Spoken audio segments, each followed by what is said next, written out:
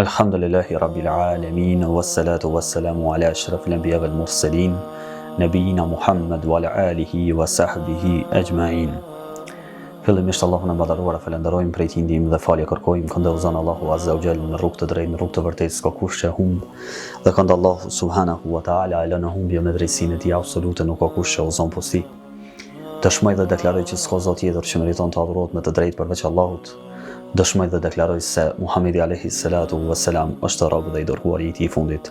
Paqja dhe mëshira e Allahut qoftë mbi të, mbi familjen e tij të ndershme, shokët e tij besnik dhe fisnik dhe mbi të gjithë ata të cilët e kanë pasuar dhe vazhdojnë me pasu me të mira deri në ditën e gjykimit. Të nderuar dhe të respektuar shikues, sot me lejen e Allahut të madhëruar, kena me trajtu një temë e të cilët do të na bëjë dobi në jetën e kësaj bote dhe në botën tjetër. Njeriu në jetën e kësaj bote mund të arrijë shumë qëllime. Madje mund të arrijë qëllime aq të larta sa mendja e njeriut i imagjinon ato dhe sa syri lakmon aty. Pra çka do që zemra dhe mendja e njeriut e mendon, njeriu ka mundësi të arrijë atë nëpër mosat e asaj të cilët i ka lejuar Allahu i madhëruar. Pra si pasuria, si fama, si pushteti, si pozita, si çdo gjë që njeri synon në jetën e kësaj bote, me lejet e Allahut e arrin atë. Mirë po, të gjitha këto arritje, të cilat njeriu ka mundësi të realizojë ato, a e mbushin zemrën e njeriut? Asnjëherë. Sepse zemra e njeriut nuk është krijuar për këto. Këto janë mjetet të cilat ta lehtësojnë apo të bëjnë të arrish qëllimin të cilën teki. Mirë po këto nuk mund ta kompenzojnë as se një zbrastësi të cilën Allahu i madhëruar e ka krijuar për zemrën. E ajo të cilën Allahu i madhëruar qëllimin pse ka kriju zemrën është për me e besu Allahun subhanahu wa ta'ala.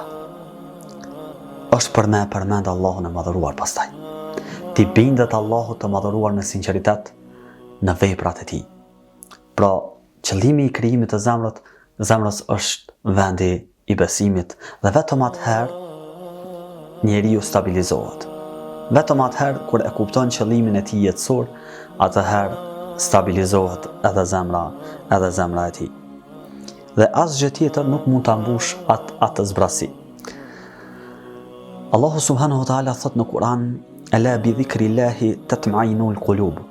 Thot, vërtet me përmendjen e Allahut zemrat stabilizohen. Pra, në momentin që e përmend Allahun, besimtari, zemra e tij qetësohet. Zemra e tij stabilizohet. Zemra e tij nuk gjen qetësi tjetër kompos në përmendjen e Allahut subhanahu wa ta'ala. Edhe Kurtubi thot në tefsirin e tij thot argëtimi, pasuria dhe dëshirat e njeriut në jetën kësaj bote asesi nuk mund ta zavendësojnë besimin, bindjen e Allahut të madhëruar.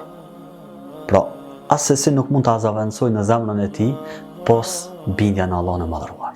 Ti mundesh me i pas të gjitha këto, mirë po nuk e ki bindjen, atëherë nuk je i kënaqur në jetën e kësaj bote.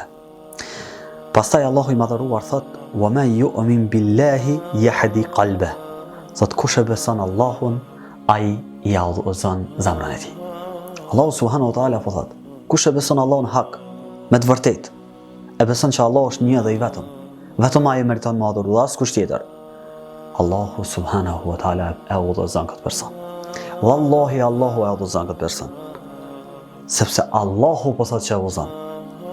Ai i cili për i me beson Allahun, edhe ditën e gjykimit, edhe di që Allahu subhanahu wa ta'ala është krijuesi i gjithësisë, dhe ai meriton madhur dhe askush tjetër, Allahu subhanahu wa ta'ala ka mja e udhëzu zemrën këtij personi.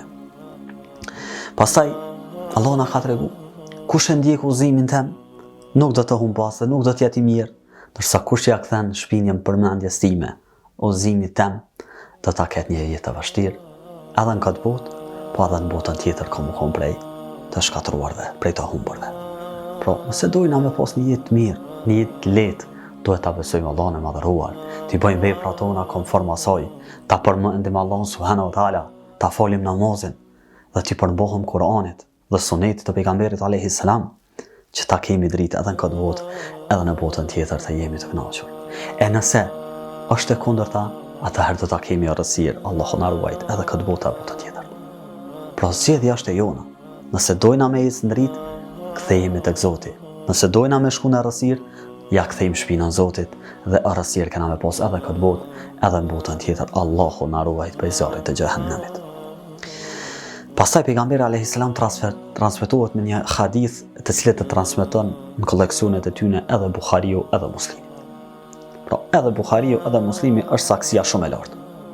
Thot pejgamberi alayhis salam, thot pasuria nuk qëndron në shumësimin e asoj që posedon. Mirë po pasuria e vërtetë është pasuria e shpirtit. Çka po mujna me kuptu me këto? Edhe sikur ta ki gjysën e dynjas, aja nuk është pasuri e vërtetë. Po për çfarë shtrohet pyetja? Për arsye sepse aja do të marr fund një herë. Aja nuk ka më të bëjë dobi nëse ti nuk e ki pasurinë e vërtetë, besimin. E po thot pejgamberi alayhis salam, pasuria e vërtetë është pasuria e shpirtit, ajo të cilën ti e ke në zemrën tënde. Besimin në Allahun e madhëruar, veprat e sinqerta për Allahun e madhëruar, devotshmëria, bamirësia, solidariteti me të tjerët, morali i mirë. Këto janë ajo të cilët ty të kanë më të ngrit në ditën e gjykimit. Edhe në këtë botë, edhe në ditën e gjykimit. Për të dyat. Edhe në këtë botë kemi pas lehtë, edhe në këtë botë kemi pas kënaqësi, rahati. Pavarësisht provave ti kemi të i kalu, sepse ti je lidhur për Allahun subhanahu wa taala. Ti je kapur për degën më të fortë. Je kapur për fjalën e Allahut të madhëruar, Kur'anin dhe traditën e pejgamberit alayhis salatu wassalam. Pastaj Allahu subhanahu wa taala thot: "Wa man yattaqillaha yaj'al lahu makhraja." Thot, kush i friksohet Allahut, Allahu i bën zgjidhje nga çdo vështirësi. Pra, Allahu i bën rrugdalje atij personi. Kush e beson Allahun dhe kush i friksohet atina. Pra, nëse na dojna me pos let, me na u rregullu punë tek kësaj bote, atëherë duhet ta kemi frikë Zotin e madhëruar, takimin me të. Breng takimin me të. Se si po dolëm para Zotit, me çfarë veprat, apo dolëm me veprat pranuara, apo dolëm me gjunohet folura. Ta kemi frikë Allahun e madhëruar dhe ta adhurojmë vetëm atë pa i bërë shok atij.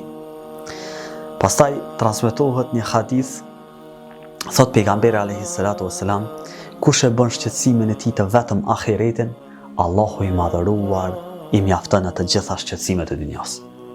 Nëse na e kena breng ahiretin, që kena me dol për Allah të madhëruar, kena me dhënë llogari Allah subhanahu wa taala pas ka më në rregulluar punët e dunjas, sepse na qëllimin kryesor e kena kuptuar. Për çka jena kriju? Që me adhuru Allahun subhanahu wa taala. Pastaj transmetohet një hadith, Muslimi e transmeton, thot pejgamberi alayhis salam, inna Allahi yuhibbul abda at-taqi an-naqi al-khafi. Thot Allahu e don robën e vet, i cili është i devotshëm, i pastër dhe i përulur. Pse i ka përmend pejgamberi alayhis salatu wassalam këto cilësi, tri cilësi? Për arsye sepse devotshmëria, besimi në Allahut, në Allahun e madhëruar është baza kryesore. Është themeli kryesor.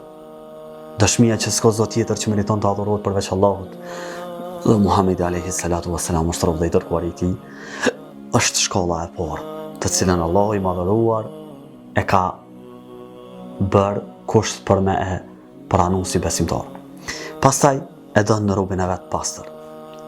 Si në aspektin fizik, edhe në aspektin e moralit. Të jeti pastër dhe të jeti përulur.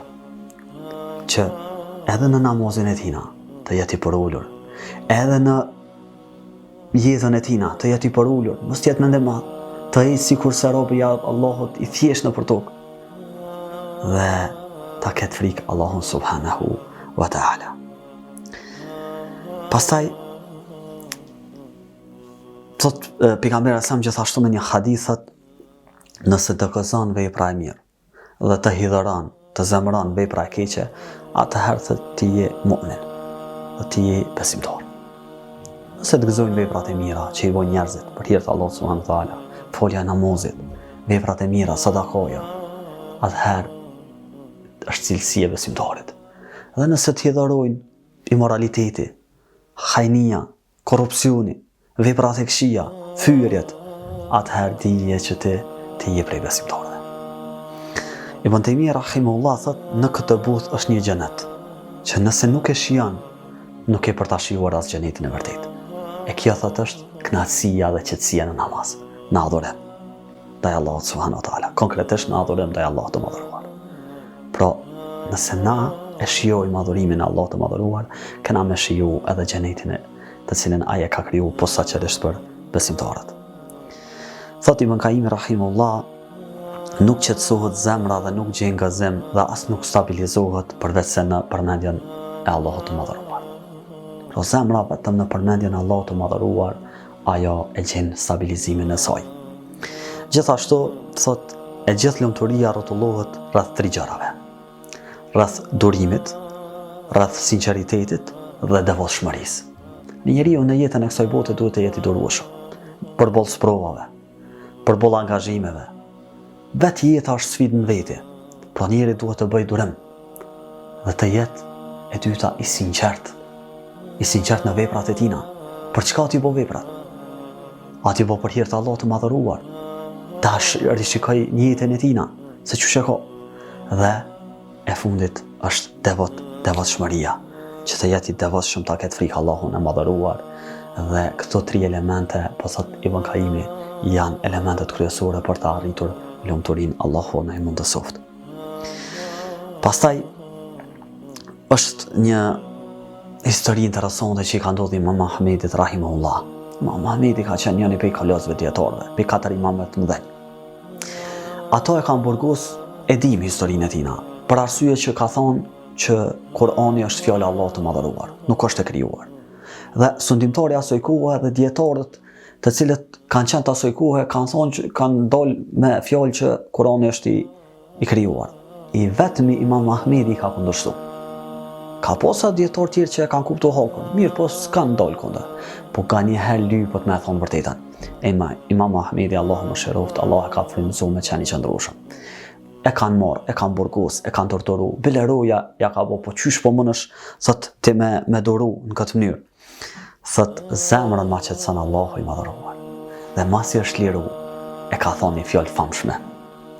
Ka thonë, sikur ta denin pa besimtarët se çka kena mrena gjoksave tonë, ka pos fjallon për besimin Allahun e madhëruar.